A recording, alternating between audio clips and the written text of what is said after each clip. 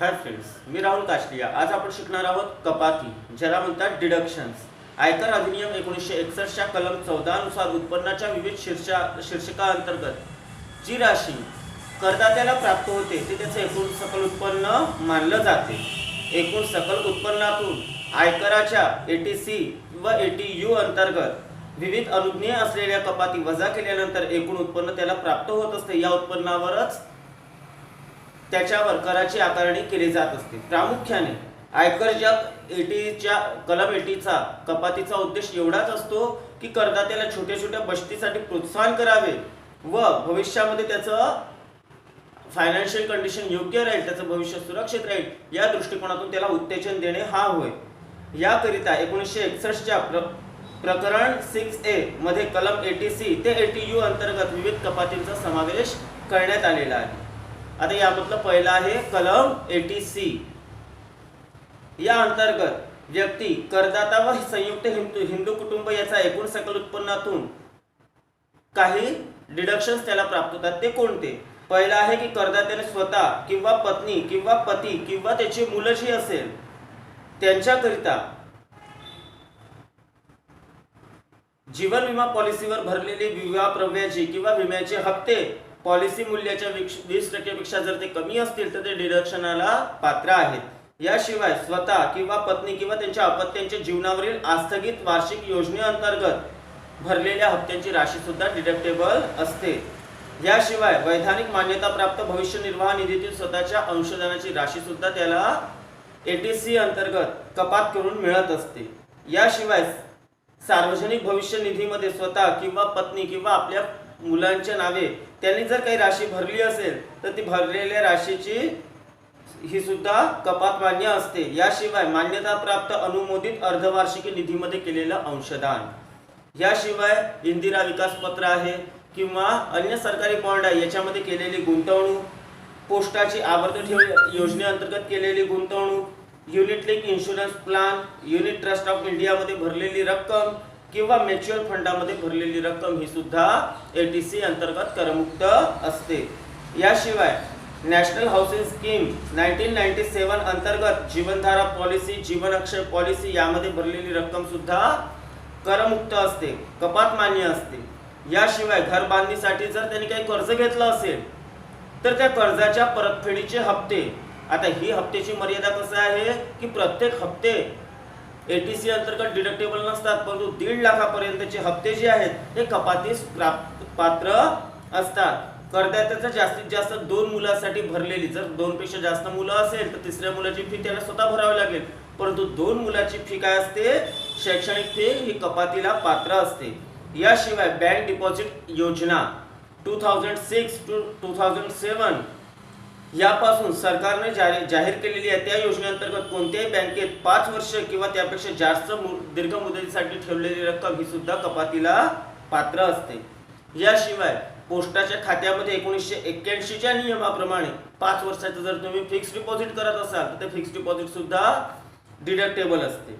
याशिवाय senior citizen saving scheme 2004 मध्ये भरलेली रक्कम सुद्धा कपात मान्य असते। याशिवाय शेअर्स आहे, डिबेंचर्स आहे, ज्याला भाग आणि ऋणपत्र आपण म्हणत असतो, यामध्ये केलेली गुंतवणूक तसेच अनेक मूलभूत सोयी जसे वीज निर्मिती, दूरसंचार सेवेच्या उद्देशाने स्थापन करण्यात आलेल्या सार्वजनिक प्रमंडळामध्ये केलेली गुंतवणूक, म्हणजे जे प्रामुख्याने देशाच्या विकासाला हातभार लावतात अशी जर कंपन्यांमध्ये तुम्ही काही गुंतवणूक केली असेल तर ती 80C अंतर्गत डिडक्टेबल असते।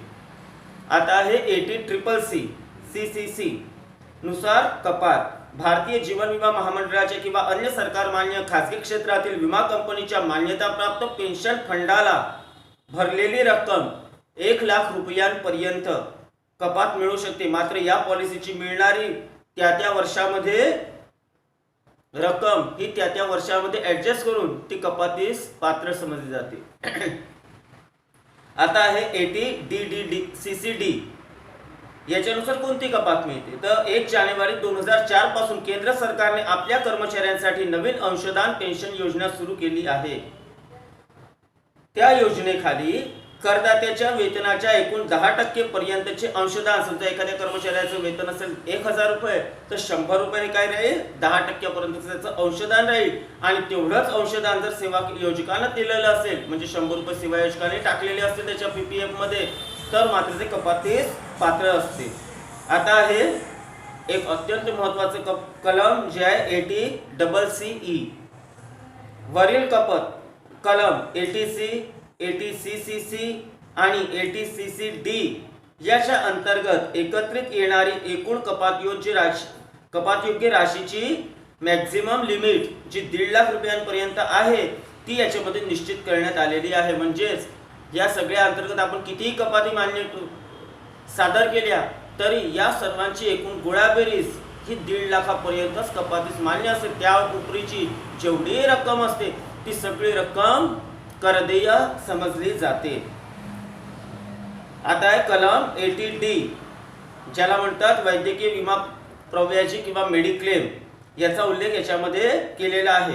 वैद्यकीय विम्याचे हप्ते पती, पत्नी, मुले यांच्या एकूण हप्त्यांच्या भरलेल्या रकमेपैकी 15,000 रुपये व अधिक करदात्याचे माता पिता यांच्या एकूण हप्त्याच्या भरलेल्या रकमेपैकी 15,000 रुपये व ते ज्येष्ठ नागरिक समजा असेल तर जास्तीचे 5,000 रुपये अशी एकूण 35,000 रुपयाची कपात या कलम 80D नुसार करदात्याला प्राप्त होऊ शकते. त्याचप्रमाणे प्रिव्हेंटिव्ह मेडिकल चेकअप साठी केलेला 5,000 रुपयाचा खर्च सुद्धा कपातीस मान्य असतो. आता आहे कलम 80DD. आश्रित अपंग नातेवाईकाच्या वैद्यकीय उपचारावर होणाऱ्या खर्चासंबंधीच्या कपातीचे नियम या 80DD मध्ये देण्यात आलेले आहे. करदात्यावर अवलंबून असलेला अपंग नातेवाईकाचा वैद्यकीय उपचार, त्याचं शिक्षण, प्रशिक्षण किंवा अन्य पुनर्वसन यावर खर्च व त्याच्या हितार्थ विशेष योजनेमध्ये ठेवलेल्या रकमा सामान्य रोगासाठी 50,000 आणि असामान्य रोग काही असेल तर त्याच्याकरता 1 लाख रुपयाच्या मर्यादेपर्यंत कपातीस पात्र असतात. आता हे कलम 80DD जी प्रामुख्याने विशिष्ट आजारावरील वैद्यकीय उपचारावर होणाऱ्या खर्चासंबंधीच्या कपातीचे नियम यामध्ये दिलेले आहेत. जर करदात्याने गंभीर आजारावरील उपचारासाठी काही खर्च केला असेल तर 40,000 रुपयांपर्यंत व करदाता समजा ज्येष्ठ नागरिक असेल तर 60,000 मर्यादेपर्यंत ही कपात मिळू शकते. आता आहे कलम 80E. शैक्षणिक कर्जावरील व्याजाच्या कपाती संबंधीचे नियम याच्यामध्ये दिलेले आहेत. करदात्याने स्वतः किंवा पत्नी किंवा पती किंवा त्याची मुलं याच्या उच्च शिक्षणावरील कर्जावरील व्याजाची पूर्ण रक्कम ही याच्या अंतर्गत कपात मानण्यात आलेली आहे.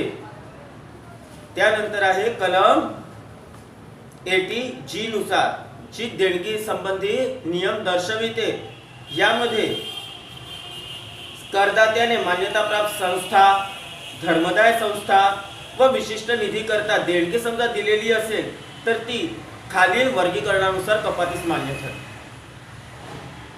यामध्ये 100% कपातीस मान्य असलेल्या देणग्या कोणत्या आहेत तर ते आहे राष्ट्रीय सुरक्षा निधी, पंतप्रधान निधी, भूकंप निधी, नॅशनल चिल्ड्रन फंड, मुख्यमंत्री निधी, सांप्रदायिक सद्भावनाच्या राष्ट्रीय फाउंडेशनला देणगी आणि नॅशनल स्पोर्ट फंड. यामध्ये जर कोणी देणग्या देत असेल, डोनेशन देत असेल तर ते डोनेशन पूर्णपणे कपातीस पात्र असते. आता काही कपाती अशा आहेत की ज्या 50% म्हणजे अर्धी राशी ही कपातीस पात्र आहे आणि अर्धी राशी यावर कर भरावा लागेल. तर अशा कपातीस पात्र असलेल्या देणग्या आहे नेहरू स्मारक निधी, पंतप्रधान दुष्काळ सहाय्यता निधी, Indira Gandhi memorial trust, Rajiv Gandhi foundation याला जी देणगी देण्यात येते ती 50% डिडक्टेबल असते आणि 50% वर कर भरावा लागतो. नंतरचं आहे ते म्हणजे दिलेल्या देणगीच्या फक्त 50% रक्कम किंवा करदात्याच्या एकूण सकल उत्पन्नाच्या 10% रक्कम यापैकी कमी रकमे एवढी कपातीस पात्र असलेल्या देणग्या. यामध्ये सरकार किंवा स्थानिक संस्थेला पुण्यार्थ कार्य करण्यासाठी दिलेलं ज्ञान, दिलेलं दान, जसं काय म्हणतो आपण ज्याला शववाहिका वगैरे याच्याकरता जे डोनेशन देण्यात येते ते देणगीच्या 50% किंवा करदात्याचं एकूण जे सकल उत्पन्न असेल त्याच्या 10% इथपर्यंतची कपात अशा देणग्यांना मिळू शकते. याशिवाय अल्पसंख्याक समुदायाच्या हिताकरता स्थापन केलेल्या महामंडळाला दिलेली देणगी ही सुद्धा याच्यामध्ये कपातीस पात्र ठरते. आता आहे कलम 80 घरभाडे शोधनाच्या कपाती संबंधीचे नियम याच्यामध्ये देण्यात आलेले आहे. करदाता समजा स्वयंरोजगार करत असेल किंवा वेतनधारी कर्मचारी असेल आणि त्याच्या सेवायोजकाकडून त्याला घरभाडे भत्ता मिळत नसेल तर तो राहत असलेल्या भाड्याच्या घराचे त्याने प्रत्यक्ष दिलेले घरभाडे हे कपात योग्य या नियमानुसार असते. प्रामुख्याने कपात मान्य राशी ही सकल उत्पन्नाच्या 10% किंवा समायोजित एकूण उत्पन्नाच्या 25% किंवा प्रतिमाह 2000 याच्यापैकी जी राशी छोटी असेल कमी असेल तीच राशी कपात मान्य समजली जाते. म्हणजे जास्तीत जास्त 2000 पर्यंत जे याच्यामध्ये घरभाडे कपात मिळू शकते असं आपण म्हणू शकतो. आणि कलम शेवटचा आहे कलम 80U नुसार जे शारीरिक विकलांग व्यक्ती संबंधीच्या कपातीचे नियम ज्याच्यामध्ये देण्यात आलेले आहे तर त्यामध्ये करदाता व्यक्ती शारीरिकदृष्ट्या विकलांग असेल तर त्याच्या एकूण सकल उत्पन्नातून 50,000 रुपयाची कपात त्याला मिळू शकते. आणि हे विकलांग समजा तीव्र स्वरूपाचे असेल तर 1,00,000 रुपयांपर्यंत सुद्धा त्याला कपात मिळू शकते. असे कपाती संबंधीचे नियम आपण अभ्यासलेले आहेत. तुम्हाला जर माझा व्हिडिओ आवडला असेल तर लाईक अँड सबस्क्राईब जरूर करा. धन्यवाद.